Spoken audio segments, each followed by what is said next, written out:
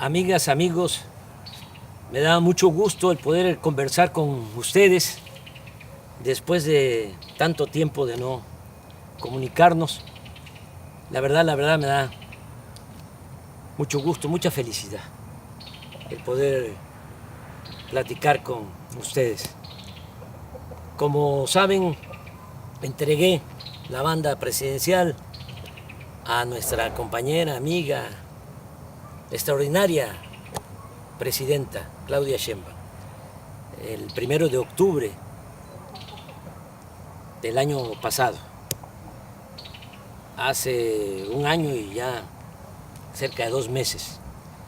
Y desde ese día, desde el 1 de octubre, me vine aquí, a la Quinta La Chingada, Palenque, Chiapas.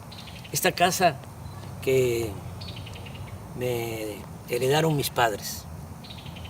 La hizo Manuelita, mi madre. Ella la dirigió. No es un rancho, no es un latifundio, es una hectárea y un poco más. 12, 13,000 metros cuadrados. Y decidí venirme e iniciar una vida nueva porque me retiré de la política activa, de la práctica política. No es una simulación.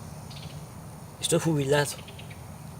Entonces, imagínense ustedes después de cerca de 50 años de lucha ininterrumpida, lo difícil que pudo ser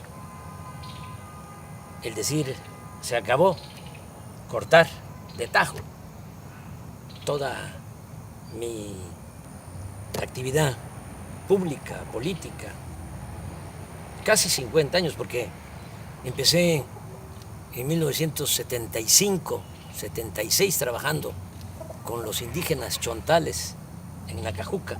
Luego en 1977 fui director del Instituto Nacional Indigenista en Tabasco.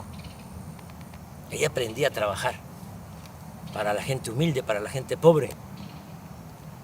Tan es así que en mi expediente en Gobernación, en 1979, hay un reporte del temible policía Nazar Haro, acusándome que era yo comunista, porque estaba defendiendo, apoyando, trabajando por los pobres.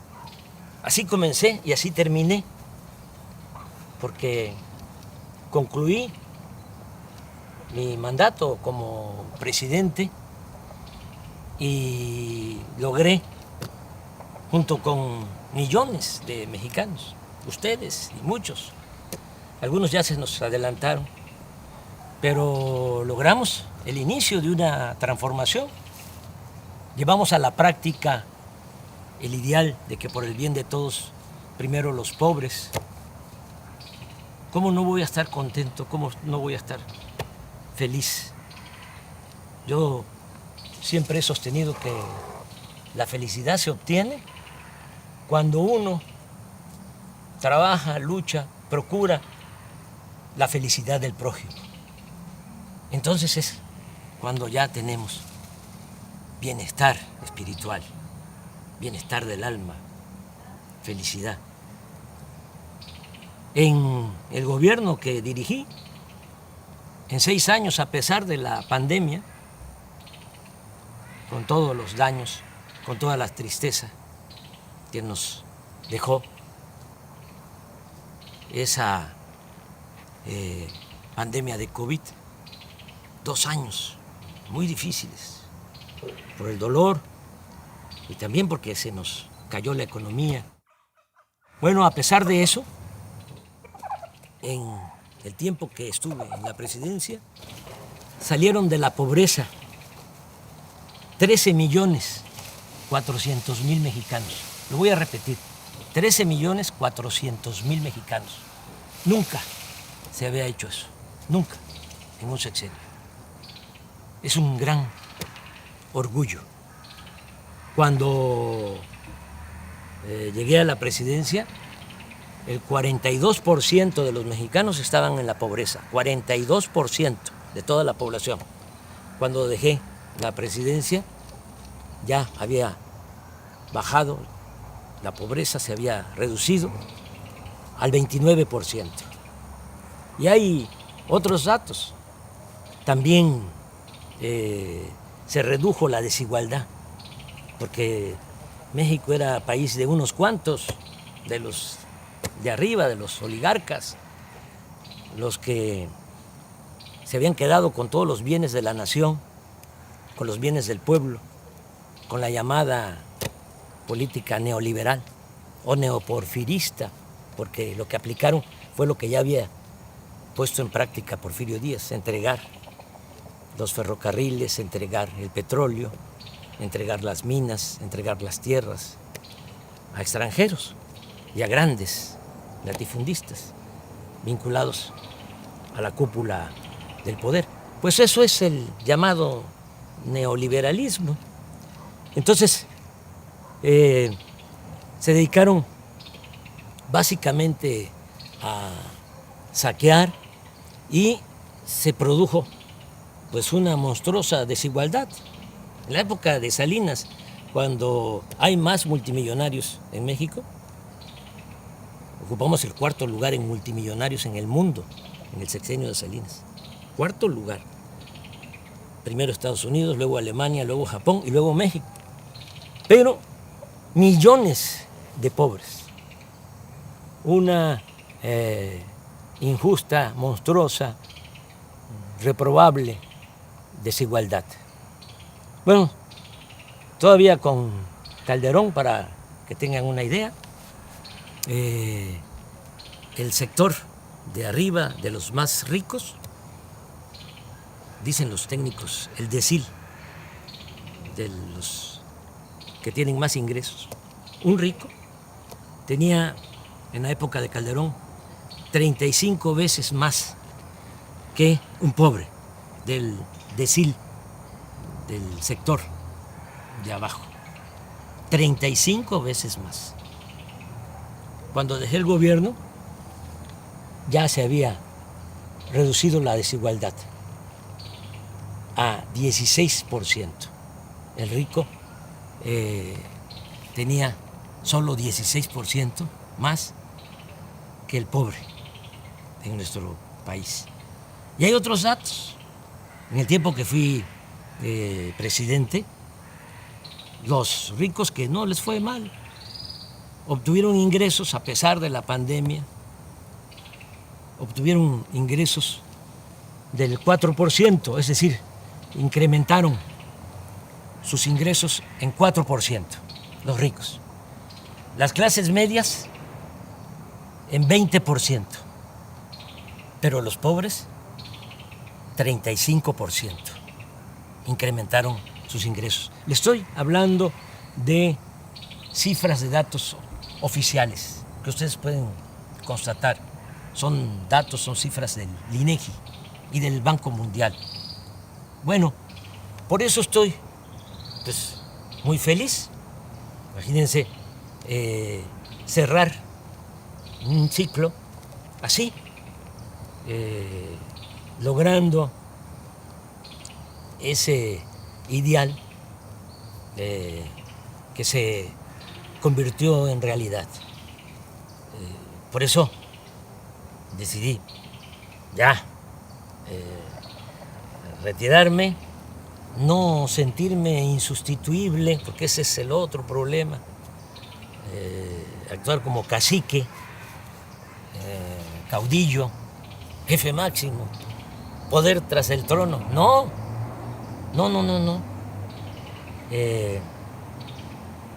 Hay que hacer valer la democracia y nosotros en nuestro movimiento, este movimiento impulsado por millones de mexicanos, pues tuvimos la enorme dicha de que quien me sustituye en la presidencia es una mujer excepcional, y continúa la transformación. Bueno, les decía yo que no era fácil, ¿no? Es decir, hasta aquí y me voy a dedicar a otra cosa. Pensé a qué dedicarme y decidí dedicarme a hacer teoría, a escribir. Siempre he sostenido que la política es pensamiento y es acción. Yo sí, desde luego, que pensaba y tengo ideales, tengo principios, que eso es lo que me mueve, pero fundamentalmente fui un hombre de acción en mi quehacer público, político. Y ahora estoy escribiendo, estoy haciendo teoría. Es teoría y práctica la política. Pues ahora no estoy en la praxis, no estoy en la práctica, estoy en la teoría. ¿Haciendo qué? Bueno, pues fundamentando lo que hicimos. ¿Cómo le llamamos a lo que se está aplicando en México? Ya sabemos que existe el neoliberalismo, decían que no había de otra, claro que sí hay de otra. El neoliberalismo es el robo descarado, es el gobierno de una minoría, es el gobierno al servicio de un comité de potentados. Eso era el gobierno antes del inicio de la cuarta transformación en nuestro país. El pueblo no les importaba. Pero, ¿qué fue lo que nosotros hicimos y cómo lo vamos a conocer? ¿Cómo se va a llamar? ¿Cómo se bautiza? Entonces yo he propuesto que sea humanismo mexicano. Y el humanismo mexicano tiene dos pilares. Uno es el cultural, la grandeza cultural de México. Como decía el maestro Bonfil Batallas, el México profundo, las civilizaciones olvidadas, negadas. Y eso es lo que nos da nuestra fortaleza, eso es lo que nos da nuestra identidad, nuestra democracia, nuestra idiosincrasia, el México profundo. De ahí venimos y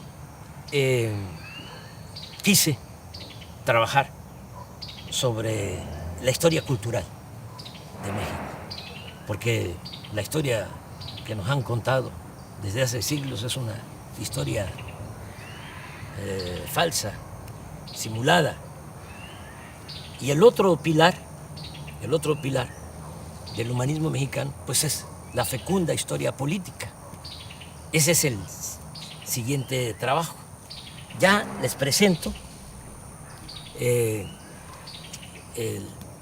primero, el que tiene que ver con la grandeza cultural de México. Así se llama, grandeza.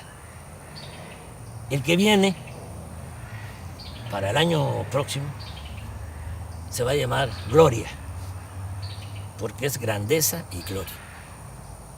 Repito, la grandeza es la historia de nuestras culturas, de nuestras civilizaciones, para desmontar, para echar abajo la historia que crearon, que inventaron los conquistadores, los invasores, y se ha mantenido durante las épocas del dominio de las oligarquías. Pero aquí se cuenta otra historia. Y este libro de la editorial Planeta, pues ya va a estar en librería. Es el trabajo, es una investigación de más de un año y un mes, trabajando, porque les hablaba yo de mi nueva rutina. ¿Qué hago aquí? Bueno, me levanto temprano, como siempre, camino aquí hay un sendero entre los árboles, son 450 metros, doy 10, 12 vueltas, 5 kilómetros, muy temprano, me baño, luego desayuno, hay una señora Morbi que es la que me ayuda, me hace los alimentos, la comida, la limpieza de la casa, porque Beatriz está en México, viene, yo voy, he ido como 5 veces, claro, de manera muy discreta, para evitar los escándalos. Y se quedó allá porque ya Jesús de Ernesto entró a la universidad y pues tiene que estar ahí pendiente. Ya ustedes saben cómo somos en México, cómo son nuestras familias. Aunque Jesús ya tiene 18 años, pues ahí está con la mamá, es hijo único. Yo tengo 3 hijos mayores de mi finada esposa Rocío y Jesús con Beatriz. Y claro, nos hablamos todos los días. Bueno, después de que desayuno, como a las 9, me encierro en el despacho a escribir. Me levanto a las 12, me tomo mi pozol, camino un poquito aquí en el corredor de la casa, me vuelvo a sentar hasta las 2, como y sí doy una vuelta a todo el sendero después de la comida, veo un poco las noticias, tengo un teléfono de esos muy sencillos y como no son pues muy caritativos, no encuentro la palabra, el término, los dueños de los medios de comunicación, sobre todo los de la telefonía, y pues el mío es de recarga, ahí me salen noticias, claro, con 1 día, 2 días de retraso, pero no quiero más, no quiero saber más. Ya conozco bastante a nuestros adversarios, son pues muy obvios. Es muy difícil encontrar información, todo es pura manipulación porque los que se sentían dueños de México están molestos y entonces tienen también control de la mayoría de los medios. El 90% de los medios de información, que son medios de manipulación, periódicos, radio, televisión y hasta las benditas redes sociales. Pero hay un 10% de periódicos, de radio, en redes sociales, que sí hay información. Bueno, veo un poco lo que está pasando en el país y me vuelvo a sentar, vuelvo al despacho a escribir hasta las 7, 8 de la noche. Me acuesto temprano. Esa es mi rutina y pues voy a continuar así. Estoy presentando el libro de esta manera porque no puedo ir a presentarlo a México, a las plazas públicas. Me gustaría mucho, pero ¿saben qué? Ya me retiré de la actividad política. No hay que hacerle sombra a nuestra presidenta. Ella es la que conduce y lo está haciendo muy bien. No hay que dividirnos, hay que estar muy juntos, unidos. aquí está la lección de cómo se crearon grandes civilizaciones en México.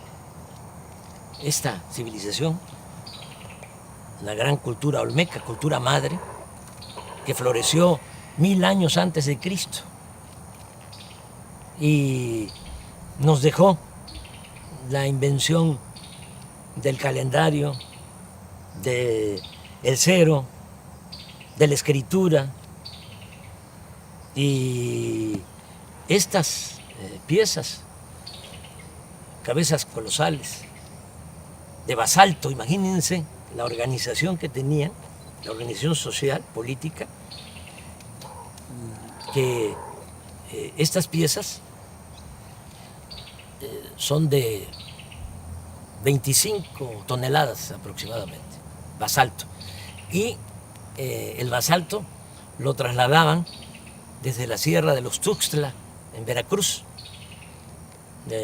Cómo lo trasladaban en balsas por el mar y lo metían por el río Coatzacoalcos, porque la primera ciudad olmeca fue San Lorenzo, ahora es el municipio de Texistepec, muy cerca de Cozoleacaque, de Minatitlán, de Acayucan, ahí en el Istmo. Ahí se fundó la primera ciudad olmeca. Entonces, por el río Coatzacoalcos hasta San Lorenzo, que es una isla, y también hasta La Venta, Huimanguillo, Tabasco, que es la otra gran ciudad, en balsa, todos estos fragmentos de piedra para que los artistas olmecas esculpieran, hicieran estas grandes cabezas colosales, y también un arte fino, porque hasta lo pequeño es hermoso en las grandes civilizaciones que florecieron en nuestro país, las ofrendas con personajes pequeños de jade, porque a diferencia de Europa, a nosotros nos gustaba más, a nuestros antepasados, el jade que el oro. Lo que ponía loco a los europeos y a los españoles era el oro. Por eso fue la conquista, porque traían hambre de oro, codicia de oro. Cortés una vez señaló, porque le preguntaron cuando Moctezuma les entrega a él y a sus huestes oro. Entonces los soldados conquistadores empezaron a gritar y a brincar, dice la crónica, como monos. Entonces le preguntaron a Cortés que por qué les importaba tanto el oro. Aquí el dinero, la moneda era el cacao, y desde el punto de vista artístico, cultural, era el jade. Y la respuesta de Cortés fue: porque nosotros tenemos una enfermedad del corazón que solamente se cura con el oro. Entonces, era otra cosa. En el México prehispánico no había esa codicia, no había esclavitud, la tierra era comunal y había mucha, pero mucha fraternidad, lo que se conoce como solidaridad. En la familia, familias integradas, solidarias, fraternas, hasta la fecha, pues es todo lo que heredamos.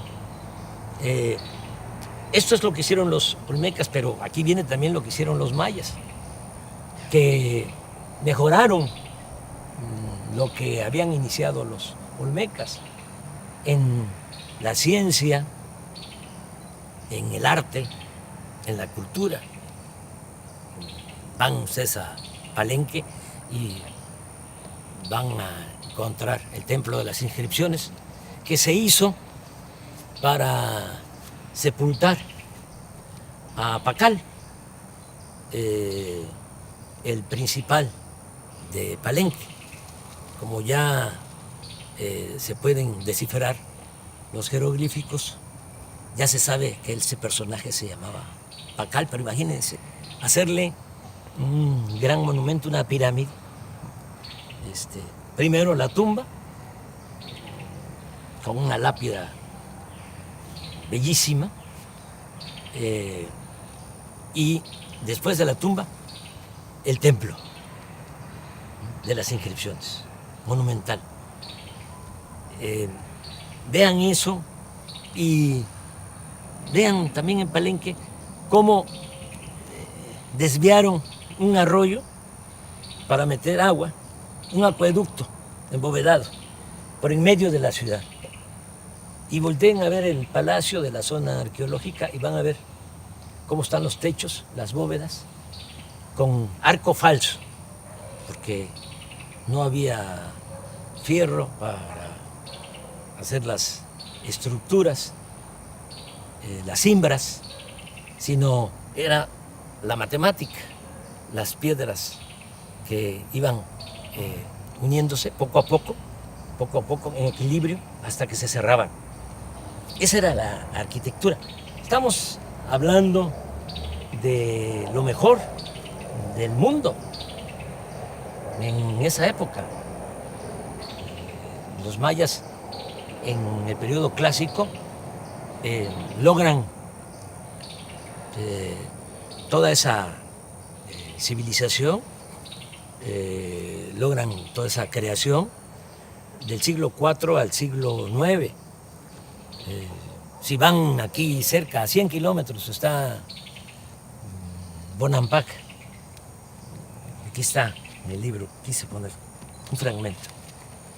Los murales de Bonampak. Estos se hicieron como en el siglo VII, siglo VIII. Cuando se pintan estos murales, los pintores mayas de estos murales no los había en ninguna parte del mundo, no los había en Europa en ese siglo, y pasaron siglos para que el arte de Europa igualara al arte de los olmecas, de los mayas. Y lo mismo con los zapotecas de Monte Albán, mixtecos, también de Oaxaca, los teotihuacanos, la ciudad de Teotihuacán llegó a tener 85,000 habitantes. Y desde San Lorenzo, la primera ciudad olmeca, decía yo, que se funda 1000 años antes de la era cristiana, ya tenía drenaje. Ya hablé de Palenque, que tenía acueducto, que tenía drenaje. Desde luego, Teotihuacán, drenaje. Xochicalco, en Morelos, drenaje. Todas las ciudades. Tenochtitlán, de los mexicas, hasta los que la destruyeron, los conquistadores, quedaban admirados de la grandeza de Tenochtitlán. Estaban destruyendo, decían ellos, la más bella ciudad del mundo. Bueno, pero ¿qué pasó? ¿Qué pasó? ¿Por qué eso no se sabe? Porque hubo toda una campaña, a partir de que llegaron los conquistadores, como todos los invasores, tenían que justificar sus atrocidades, tenían que justificar por qué venían a saquear. Y entonces echaron a andar una campaña, una propaganda negra, hablando de que los indígenas debían ser esclavos, porque Aristóteles, 18 siglos antes, había propuesto la teoría de que hay quienes nacemos para ser esclavos y hay quienes nacemos para ser libres o amos. Y los humanistas de ese entonces de España, humanistas entre comillas, con ese argumento sostenían que los indígenas tenían que ser esclavos, que no tenían alma, que eran como animales y que además ellos venían a civilizarnos. ¿Qué sucedió? Que se padeció de una gran tragedia porque vinieron a someter a las comunidades, a los pueblos originarios, a esclavizar. A mí me gustaría que este libro lo leyeran los españoles, porque aquí van a ver cómo marcaban, erraban con el fierro del rey en el rostro a los indígenas para esclavizarlos. Y otros horrores. Entonces, ¿qué hicieron? Pues echaron a andar toda una campaña diciendo, son bárbaros, son salvajes, pero además hacen sacrificios de sangre, arrancan los corazones, los exponen, los ofrecen a los dioses. Todo eso es pura mentira y eso lo demuestro. No hubo sacrificio. Cortés dice, ese fue el que creó todo. Y los frailes, sobre todo Motolinia, hizo la cartilla de las mentiras. Aquí van a encontrar. Y todos copiaron hasta la fecha. Hay muchos incluso profesionales de la ciencia social, arqueólogos, antropólogos, sociólogos, filósofos, historiadores, que sostienen eso, esa gran mentira. Cortés dice que en 3 días en Tenochtitlán le sacaron el corazón a 8,000 personas, en 3 días. ¿Cómo es eso? Van a sacrificar 8,000. Bueno, pero todavía un fraile, Durán, habló de 80,000 en 4 días. 80,000 que les sacaron el corazón, todavía bullendo, dice, para ofrecerlo a los dioses. Motolinia, también 80,000. Aquí sostengo que eso ni en Europa, porque Darwin habla de que solo en 3 siglos en España, por la Inquisición, quemaron a 300,000. Achicharraron a 300,000, acusados de herejes. Y los mejores, porque eran los que dudaban. Y a la hoguera. Pero hasta eso lo considero exagerado. Pero aquí se fueron con eso y se fueron también, inventaron de que éramos, nuestros antepasados, caníbales, que comíamos carne humana. Nadie vio un sacrificio, nadie vio que se comieran a una persona. ¿Cómo es que en la toma y el cerco de Tenochtitlán, de 75 días que la gente se estaba muriendo de hambre, porque Cortés mandó a cortar el agua, el acueducto de Chapultepec hacia el Templo Mayor, hacia el centro de Tenochtitlán? Lo mandó a destruir y además con los indígenas aliados que querían quitarse el yugo de los mexicas, pero inocentemente se pusieron un yugo más grueso, un yugo mayor. Bueno, bloquearon la entrada de alimentos y todo. Y si se estaban muriendo de hambre, ¿por qué no se comían entre ellos? Nada, pura mentira. Y esto es lo que trata el libro. Pero lo más interesante es que en otras partes, lamentablemente en el Caribe, por ejemplo, exterminaron con los indígenas, acabaron con los indígenas. En Estados Unidos lo mismo, es hasta horroroso, ¿no? Repetir lo que decía un general, o le atribuyen a un general, Sheridan, que decía, todavía en el siglo XIX, aquí estamos hablando del XVI, del XVII, del XVIII, hasta principios del XIX, todo lo que fue la colonia, 3 siglos. Pero allá en Estados Unidos, en el XIX, hace menos tiempo, le atribuyen a Sheridan el que dijo que el mejor indio era el indio muerto. Hubo exterminio. Entonces, aquí, ¿cómo se salvaron los indígenas? Claro, cuando llegaron los españoles, hay quienes calculan que lo que es México ahora estaba habitado por 15, 25 millones de personas.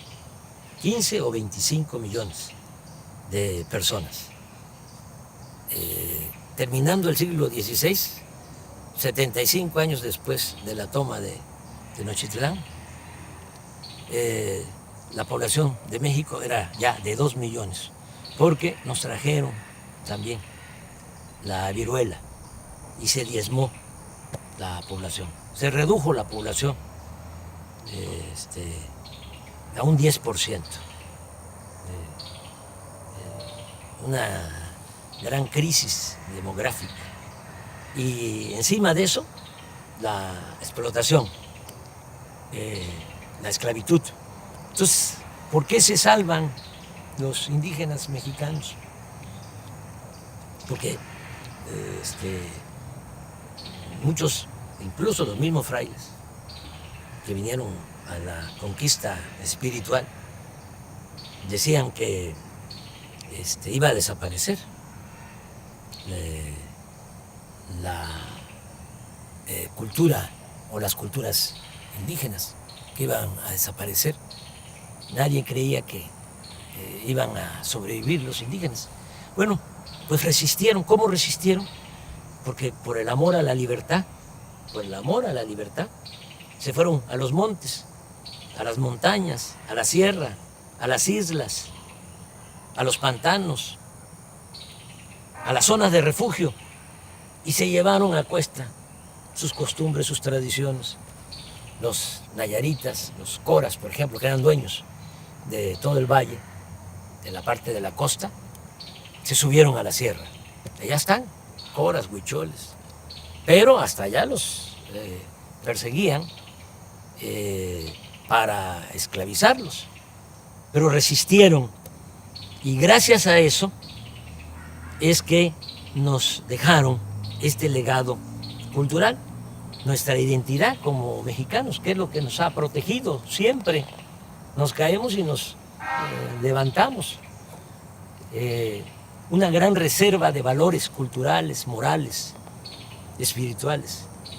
Quedó la raíz y quedó el tronco, porque cuando se logra la independencia, pues ya no tenemos 15 millones ni 25 millones, como antes de la llegada de los españoles, 300 años antes, 1821, tenemos 6.300.000. Sí, pero la buena nueva es que de esos 6.300.000, el 80% eran indígenas. Es decir, de cada 10, 8 indígenas. Y portadores de las tradiciones y de las costumbres. Y eso es lo que nos ha servido como escudo, es lo que nos protege, porque el mexicano es trabajador, el mexicano es honesto. La corrupción la trajeron los españoles, lo pruebo. Aquí no había codicia, no había robo. Las casas no tenían puertas, no tenían ventanas. Ya dije de que lo que había era ayuda mutua, tequio. Si se necesitaba hacer algo, todos cooperaban, todos ayudaban en una comunidad. Pues somos herederos de esas civilizaciones, y por eso México sigue siendo una potencia cultural en el mundo. Somos el cuarto país en el mundo con más lenguas. 290 lenguas se hablan en nuestro país. Primer lugar en América. Todo esto lo van a encontrar aquí para sentirnos orgullosos, porque con toda la campaña de difamación se desató el racismo. Y todavía, ¿no? Se escucha indio patarrajada, indita, naco, cuando deberíamos estar orgullosos de nuestro pasado. Sobre esto trata el libro y muchas otras cosas. Les va a gustar, estoy seguro. Les va a llevar tiempo, porque sí, por más que quise resumirlo, el original eran 1000 cuartillas, el libro tiene 600 y es una investigación. Y tengo que fundamentar todo lo que aquí sostengo. Entonces, se los recomiendo y, como les decía, ya para el año próximo viene Gloria, que es la historia política desde la independencia hasta la transformación. Ya para concluir, porque se nos está haciendo tarde, ya va a entrar la noche, comentarles que hay que estar apoyando mucho a la presidenta. Es la mejor presidenta del mundo. Tenemos esa enorme dicha.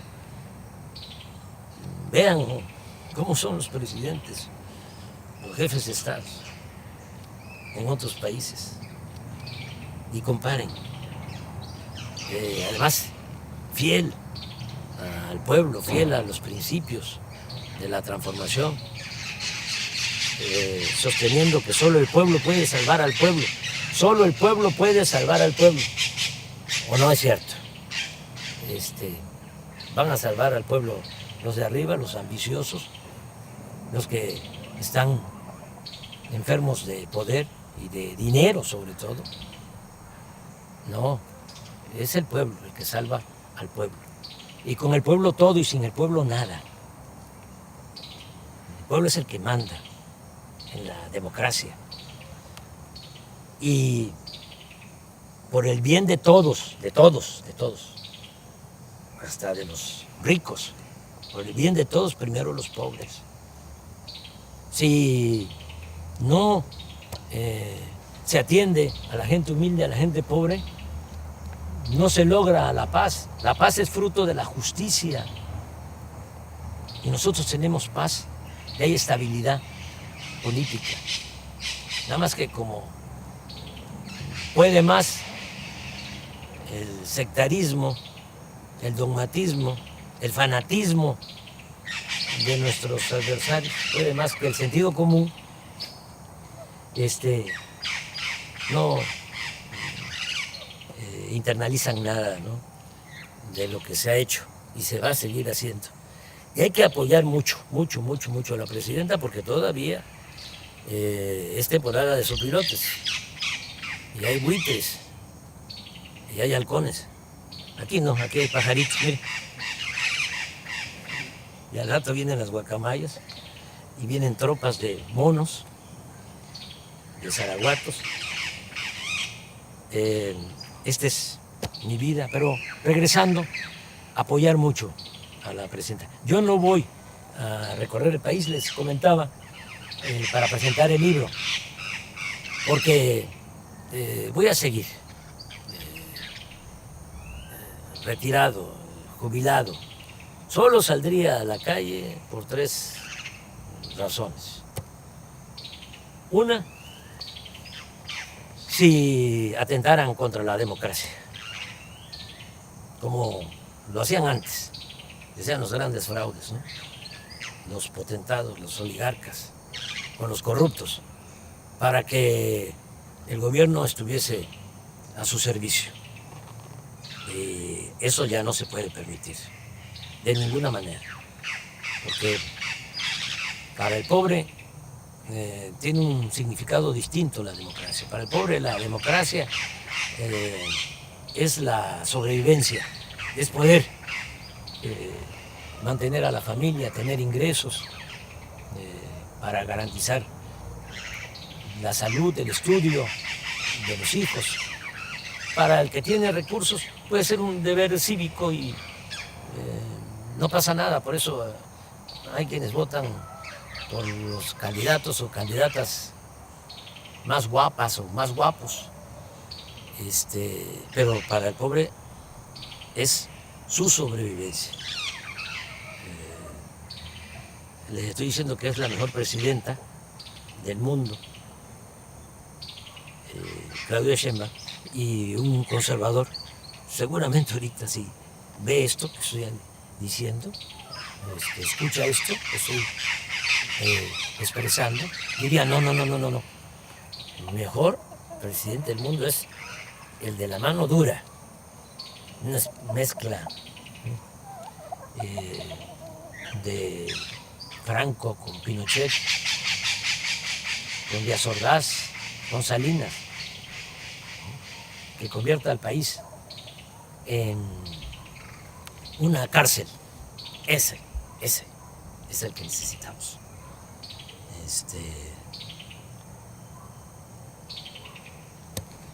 Una gente que no le tiemble la mano dura, dictadura.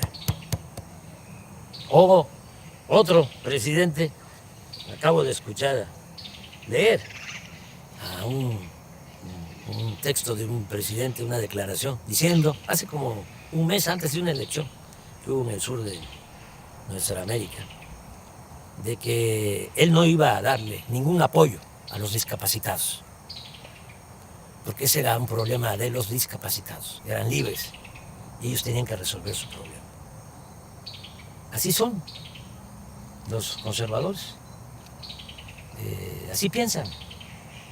Yo recuerdo que Fox decía que para qué darle pensión a los adultos mayores, que había que ponerlos a trabajar. Ese es el pensamiento conservador. Nosotros pensamos distinto.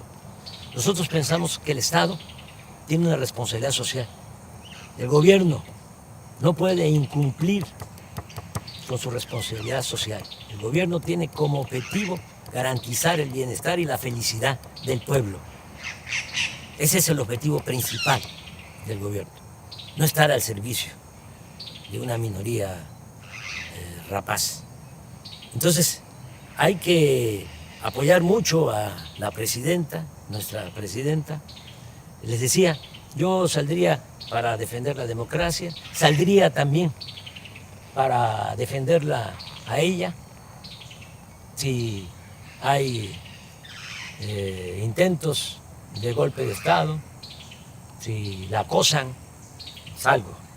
Entonces sí, pero eso no creo que pase. De todas maneras, no está mal que sepan en qué circunstancias sí podría yo salir, sí saldría yo a la calle. Y la tercera razón por la que saldría a la calle sería defender la soberanía de México, porque nuestro país es libre y es independiente, es soberano. Nosotros no somos colonias de ningún país extranjero. Nos ha costado mucho ser un país independiente, soberano. Y si se violara la soberanía, entonces sí saldría a la calle. Ya nos está llegando la noche. Ya nada más despedirme, decirles que les quiero mucho, sinceramente. Mucho. Que amor con amor se paga. Como decía el inolvidable Juan Gabriel. Es amor eterno. Un abrazo de todo corazón.